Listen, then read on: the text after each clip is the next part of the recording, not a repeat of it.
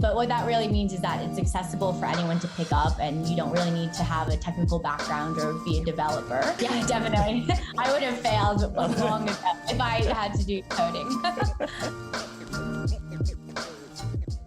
Hey guys, and welcome back to the channel. I've got a really special friend with me on today, which is Carmen. For everyone out there, are you able to give a quick introduction to yourself, where you're working right now and your current role? Yeah, sure. Thanks, Ben. So my name is Carmen Chan, and I'm a senior Salesforce consultant at IBM. So I've actually been in this role for almost 5 years now, which is crazy to think about. Time flies. But I actually started as part of the Blue Wolf team back in 2017, and then went through the acquisition into becoming an IBMer. I guess, what was your sort of background before coming to this? Like, what did you study? And was that even relevant to being a Salesforce consultant? Yeah, great question. So I think mine is a kind of special use case. So I graduated from UCLA with a degree in business economics and a major in global studies. So not exactly relevant to my current role. But what I would say is that I think one of the best things about actually getting into the Salesforce ecosystem is that you can really start a successful career with any type of background. The way that the platform is built is really focused on being able to configure. So using clicks, not codes, is what Salesforce likes to say. But what that really means is that it's accessible for anyone to pick up, and you don't really need to have a technical background or be a developer. To dive a bit more into what my story actually is that I moved to Australia back in 2017, and I actually started working as a BDR, so business development representative, with Blue Wolf. And I did that for about 6 months, but then I kind of realized I didn't really enjoy the whole sales side of our business. But I found the Salesforce bit quite interesting. So I kind of progressed just as a business analyst, focusing on kind of understanding, the core business requirements, and then working with our team to tackle that from a Salesforce perspective. And as I learned and as I developed, I kind of just naturally grew into that Salesforce consultant role. But yeah, it was really all thanks to the team that was around me and the support I had with Blue Wolf and IBM to kind of help me progress and drive my career in that direction. That's awesome. We'll probably get into how you got into it, because it seems like almost anyone can do it, even if they're not technical, because of the click rather than code, which is an awesome thing. I think that's where, I guess, all tech companies are headed in that sense, because they want anyone to be able to access it. If you could, for anyone who's watching, they'd be curious into what you actually might be doing. Like, is it really heavy meetings based, or is it a lot of configurations when it comes to Salesforce? So are you able to give a sort of quick spiel in terms of what like a day-to-day of a Salesforce functional consultant does? Yeah, of course. So I guess I'd start by saying, depending on the project and even the actual phase of the project you're working through, you'll have very different day-to-days. But I'll kind of go through the timeline of like an end-to-end project and kind of the meetings and the commitment for each of those. But at the beginning of any engagement, it's really focused on workshops and understanding the client's business and their pain points. So in the beginning weeks, it's completely client-facing, I would say. And you probably spend about half of your days in different workshops. And then, like any consultant, the other half of your day would just be spent consolidating and turning all of that information into user stories and process diagrams. So that would be like the forefront of actually getting to understand a business before you actually dive into what you do within the Salesforce platform. So I guess post the workshops, then the SAs and the TAs, they would actually define that solution for the particular customer. And then the consultants would dive back in during the build of the project. So when I talk about the build of the project, this is actually the hands-on configuration of Salesforce. And so project meetings become less frequent, but at least at IBM, we run all of our engagements in an agile fashion. So we still do have our rituals, which include, your daily stand-ups, backlog grooming, retros, and so forth. But I would say at that part, during that build phase, the bulk of your day is actually spent doing configuration and building out those business requirements within the platform. I guess overall, on all of the projects that I've been a part of, I do think you do spend a lot of time engaged with the client. More so obviously in the beginning stages while you're in workshops with them every single day. But throughout the duration of the project, I am always touching base every day with my clients just to verify any requirement clarifications. And then I guess towards the end of the project as well, during user acceptance testing and end user training, you're also spending quite a lot of time with them. But in terms of, I guess, the hours, I guess it depends on the project that you're working on. But generally speaking, I'd say it is a pretty standard 9 to 5 gig. I mean, when you are getting to crunch time and you're near go live, then there are days where you'll work over those normal hours. But I'd say it's probably the exception, not the norm. But of course, that's always depending on the project that you're on. And I feel like that's always a hard question to ask for consultants because it always starts with it depends and it changes on every single project. Exactly. Yeah, you'll get some roundabout answers. Yeah, exactly. They'll get similar answers going, yeah, like it really depends. It's sometimes meeting, sometimes not, sometimes with clients, sometimes not. But right. it is, I guess it was different in the sense that like for Salesforce, you get the actual build phase, right? Whereas certain projects, you might not actually be involved in that build phase, or you might not be involved in the user acceptance testing or walking them through the training as well. So that was actually pretty, if someone wanted to get into it, they should be sort of prepared to see and do these certain things as well. You mentioned earlier about trailheads if you want to get into becoming a Salesforce functional consultant or just getting into Salesforce in general. Are there any other tips that you could give to anyone who wants to become a Salesforce consultant other than trailheads, or I guess there's additional stuff with trailhead? Yeah, so I guess I would definitely start with Trailhead. It's a free learning tool. So you can start, tackling those modules to see if that's actually something you're enjoying and you want to pursue.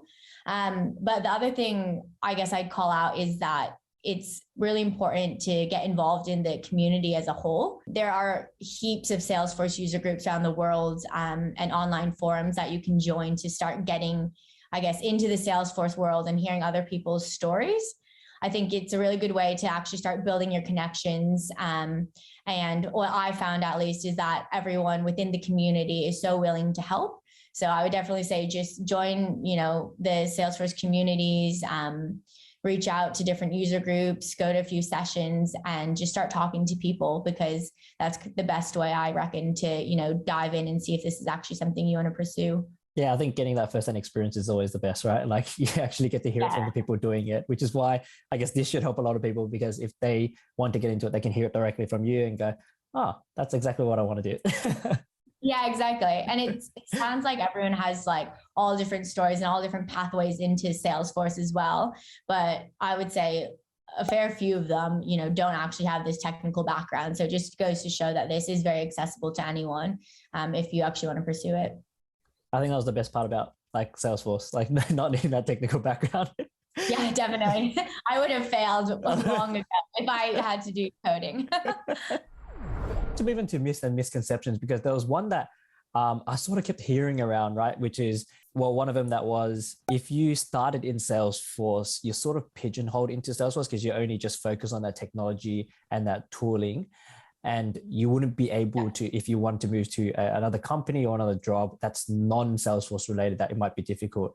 I mean, other than that one there, that if you could clarify, are there any other ones that are out there that you have heard other people sort of question and ask you? I guess just to touch on that one first, I would say that I kind of disagree with that, just because even though you are learning Salesforce and, you are quite technology specific, the versatility of the skills that you actually build is quite relevant to any consulting gig that you want. So I would say that even though, all of my projects have been Salesforce specific, the skills that I've learned as, business analysis work, project management work, stakeholder management, and, just, broad range consulting skills, they go outside of the technology itself. And any consulting gig that would be relevant to. So I don't think necessarily, diving into the Salesforce world will pigeonhole you into anything, but I think it is, at least right now, a really good place to be, because the Salesforce market is going pretty crazy right now. Glad that you clarified that myth, because I think for anyone who's watching, if they had that misconception as well, it's completely gone now. They got to realize that Salesforce is actually huge and has heaps of different other products. So even if you get into it, you'd learn heaps of other products, which are almost similar to any other tech product out there. And it's about the transferability of the skills that you learn anyways. I thought we'd do a quick fact or cap session. So I went through a whole bunch of job descriptions and extracted, key points in what recruiters are looking for. Again, a lot of it, like you can be like, that's absolutely wrong. Or it's like, yeah, I can see where they're coming from and this is what they're after. So the first one was if you want to be successful into getting this job, you sort of need to be certified in admin, sales cloud, service cloud, or something in the Salesforce sort of certifications. Do you agree with that? Half agree? Or what do you think about that? I think it's hard because obviously from my experience, I came in it with 0 certifications and I kind of built them up through the role itself. But I think at least going entry level, it would probably help to have at least 1 or 2 certifications just to kind of tick that off and make sure that your resume gets through to the next round. I do think that what's more important than actually having the certifications is the experience and just having that project experience, because we do have a few consultants and devs who are absolute guns, but they actually don't have any certifications or have 1 to 2. So really, like on paper, it doesn't really matter. But I guess as a kind of entry level gateway into a role, if you don't have any certifications or prior experience, you would just have to kind of find someone who would take a bet on you, I guess, based on potential, which is what happened with me. So it is possible for sure. But I guess the certifications, they still do matter in terms of having those on your resume when you want to go into the Salesforce world. Yeah, I think it's good in the sense that it helps you show your experience as well, in the sense that you've studied it, you've kind of understood it, you've played around with it. Yeah. So you've touched on it. Yeah. I guess, so the second part I've seen, and again, this may be completely wrong, but they were saying you need almost 3+ years in either business analyst skills or within Salesforce. Do you think 3 years is a bit too much for maybe an entry level role, or is 3 years sort of the general guideline for maybe a senior role? Yeah, I guess for a senior consultant role, 3 years is probably standard. But in terms of actually just getting into the Salesforce world, I don't think necessarily that 3 years is required. I think it's hard though, right? Because if you want to get into Salesforce and you don't have any experience, I feel like that's a much more difficult pathway to go down. But it is true though, if you have experience as a business analyst, like that will definitely help you, because the great thing about Salesforce, as we've already talked about, is that like you can learn it so easily and it's so accessible to anyone who just wants to get their hands dirty and, start doing trailheads and start, shadowing people. But yeah, I think you can always learn on the job.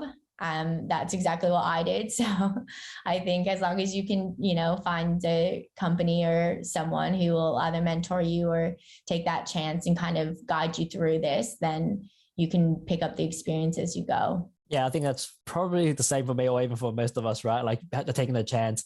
And like, I did not have a technical degree at all, but then I joined in and like IBM, and then I was like, okay, now you might work, you might work. And then like they give you the opportunity, and here I am 3-4 years later. Yeah, exactly. Right. I want to go over and get your view, very unbiased view, because people are sort of worried when they started a certain job to go, will it still be relevant in the next 3 years, or will the skills I gained be relevant? So your honest thoughts on whether you think, like, I guess Salesforce functional consultant or just Salesforce roles will still be relevant in 5 to 10 years. What are your thoughts on that? So I think as long as Salesforce is, one of the leading CRMs, that this role, and when I say this role, I mean specifically the functional consultant role, will be definitely relevant. But the thing is, even if the next technology comes along, the skill set that you build from being a Salesforce consultant will be relevant. I think the skills, particularly around, workshopping and project management and delivery, through to stakeholder management, training, and just kind of, learning that project lifecycle, will be definitely useful in any other role or job that you want to pursue, even if that is outside of the Salesforce ecosystem. So I think, yeah, it's definitely something that will be relevant, and that if you're interested in, to try it out and see how you go. Yeah, I agree. I think even before knowing much about Salesforce, I was like, I think it's going to be relevant in the next 5 to 10 years. Yeah. It seems to be doing really well. Yeah, I was seeing so many other companies just adopt it as well, which is crazy, right? So it's always a good sort of positive view when it comes to like joining a company as well. I thought we'd leave this last section here if you want to say any like sort of final remarks about, you know, your role, or if there's anyone out there who may be sitting on the fence to like in joining or becoming a Salesforce functional consultant. Yeah, sure.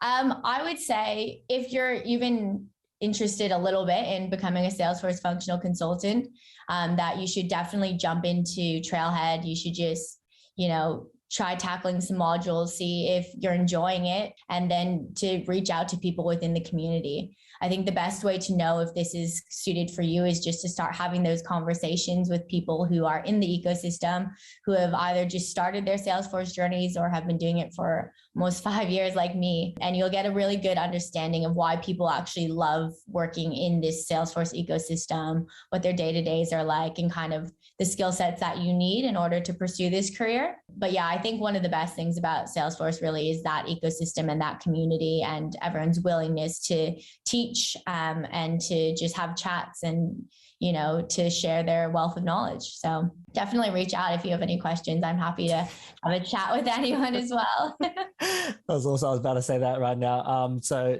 that was actually awesome, because I think what you mentioned in that the community and support for any role is probably the most important now, because like you said, you can learn on the job, right? But if you don't have someone to mentor or guide you, it's going to be so difficult. Yeah, definitely. Yeah, all my success is thanks to the team that I had when I first started, and for all their support and answering all of my like hundreds of ridiculous questions.